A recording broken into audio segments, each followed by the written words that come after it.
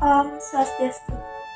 Halo semuanya, perkenalkan nama saya Nima Dewi Puspitawati, NIM 2202014578, absen 37, kelas 1A Manajemen Sore, Universitas Hindu Indonesia. Nah, di sini saya membawa materi tentang mekanisme pasar permintaan. Yuk simak video berikut.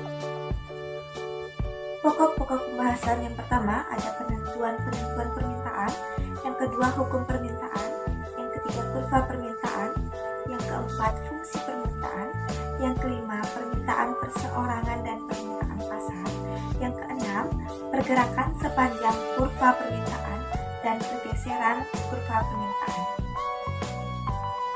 Yang pertama, penentuan permintaan.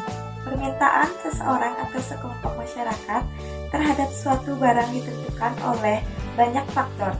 Di antara faktor-faktor tersebut yang terpenting adalah A. Harga barang itu sendiri, B. Harga barang lain yang berkaitan erat dengan barang tersebut, C. Pendapatan rumah tangga dan pendapatan rata-rata masyarakat, D.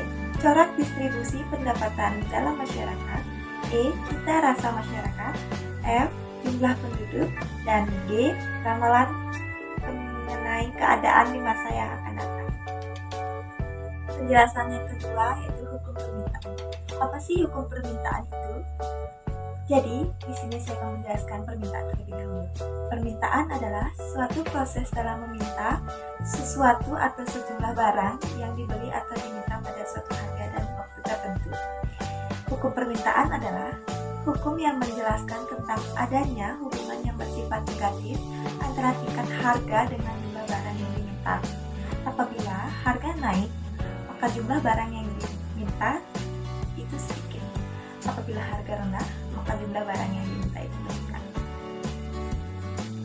Penjelasannya ketiga, ada kurva permintaan. Kurva permintaan atau demand curve merupakan grafik atau garis yang menggambarkan hubungan antara harga dengan jumlah komoditas yang diinginkan dan dapat dibeli konsumen. Kurva ini digunakan untuk memperkirakan perilakuan dalam pasar kompetitif dan seringkali digabung dengan kurva penawaran untuk memperkirakan titik equilibrium. Penjelasan yang keempat ada fungsi permintaan.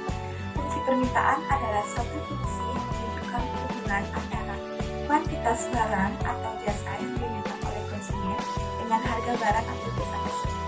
Fungsi tersebut juga menunjukkan hubungan antara jumlah suatu barang yang diminta dengan faktor-faktor yang mempengaruhi.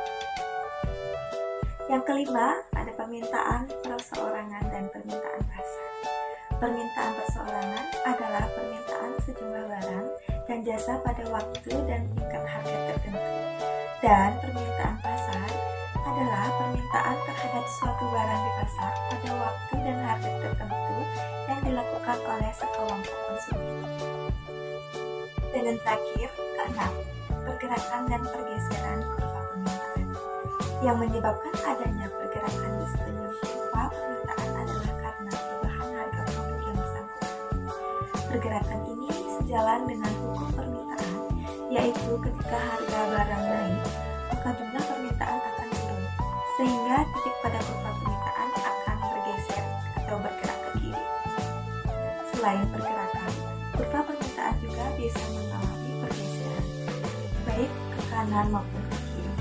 Pergeseran ini terjadi karena berubahnya jumlah produk yang diminta konsumen sebagai akibat dari berbagai faktor kecuali faktor harga produk tersebut. Berbagai faktor yang dimaksud diantaranya adalah pendapatan konsumen, harga produk lain, selera, dan jumlah pembeli.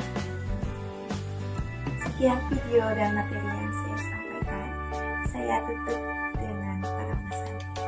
Om Santi, Santi, Santi, Om.